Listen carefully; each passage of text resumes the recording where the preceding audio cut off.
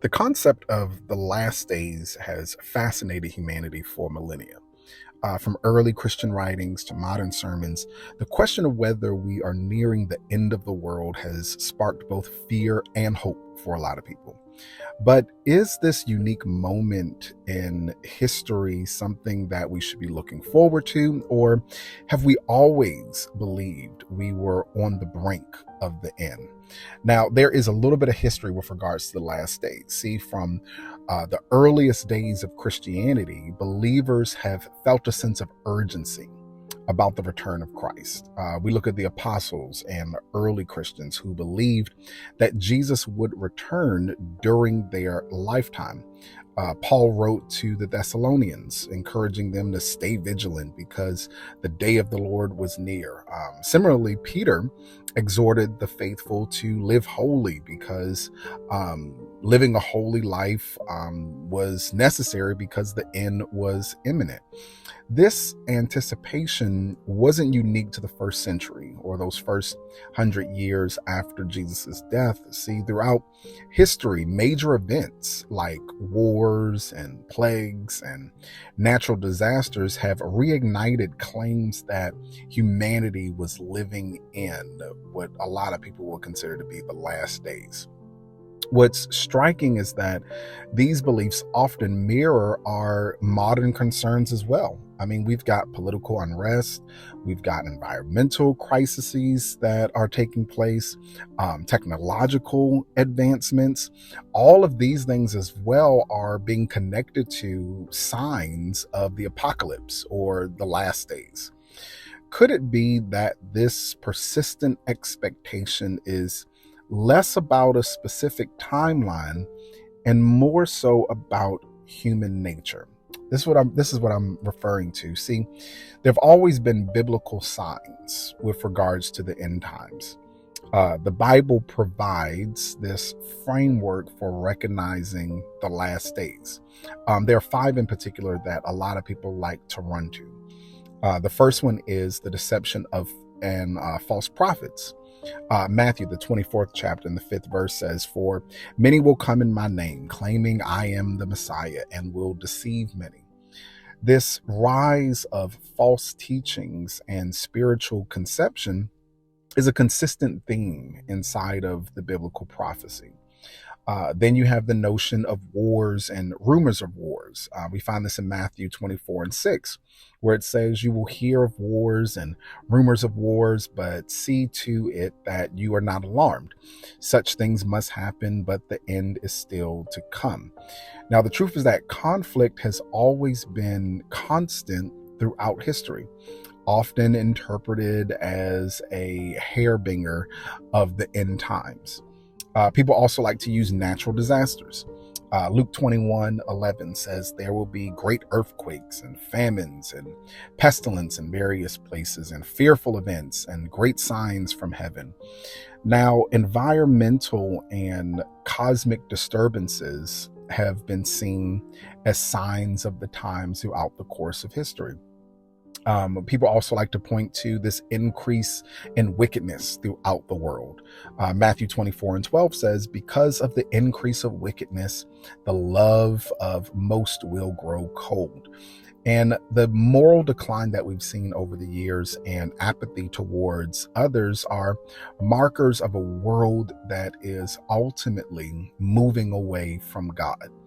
And then one of the final ones, again, these are just five of the top ones that a lot of people like to look at. But another one is the gospel being preached to all nations. Matthew 24:14 says, "And this gospel of the kingdom will be preached in the world, in the whole world, as a testimony to all nations, and then the end will come." This global spread of Christianity is seen as a crucial milestone. And even when we look at social media and just how technology has advanced and how the message of Jesus and Christ and God has now access to spread around the world, a lot of people, they think that this is also one of the things that is a precursor to the end times or the last days. Now, we have to understand how the Bible approaches history and prophecy. The Bible oftentimes intertwines history and prophecy. For example, the destruction of Jerusalem in 70 CE fulfilled aspects of Jesus's warning in Matthew 24, but many believe that these same prophecies have yet to be fully fulfilled. See, this dual fulfillment approach is common in biblical interpretations, where an event can have an immediate and a future significance. Now, some scholars and theologians argue that biblical prophecy is cyclic rather than linear. It comes in cycles rather than this straight shot towards the end days. That there are patterns of judgment and redemption that repeat throughout history, reflecting God's unchanging nature. This perspective suggests that every generation might experience its last days, making the concept both timeless and timely. Let me say that again. This perspective that we're looking at could suggest that every generation, from baby boomers, millennials, to those born inside the roaring 20s, to Gen Z, Gen X, all these generations, that every generation is going to experience its last days. And it's possible that this concept and this vernacular around the last days is both a timeless ideology, but then also it's a timely ideology specifically for each generation as they come in and out of the course of history. Hope that makes sense.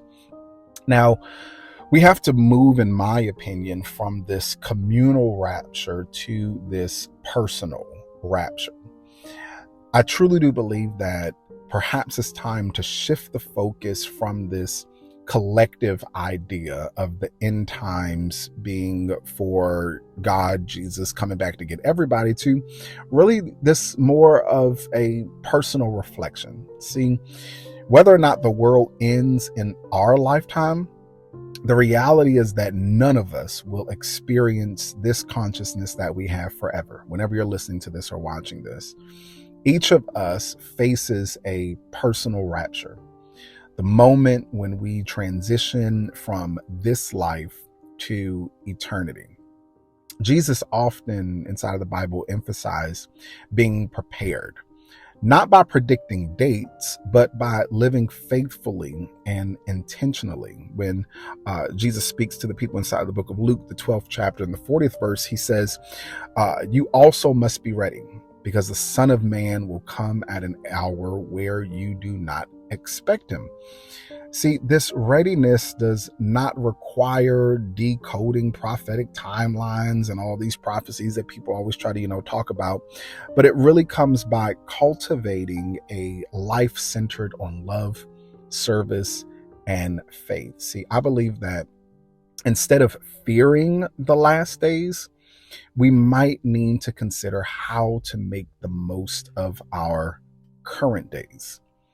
So, kind of to wrap this question up, the last days might not be a unique moment in history, but it's really a recurring reality that calls us to wake up and to live with purpose. Now, while the world debates whether we're living in the final chapter, perhaps the better question for us is, how will you live your life today? See, I believe that by focusing on our own personal rapture, this inevitable transition that all of us are going to experience from life, we can shift our perspective from fear to hope, from this speculation of the last days to now action today. After all, the end of the world may or may not come in our time, but the end of our world will one day. And to be truthful, that's what we should be preparing for.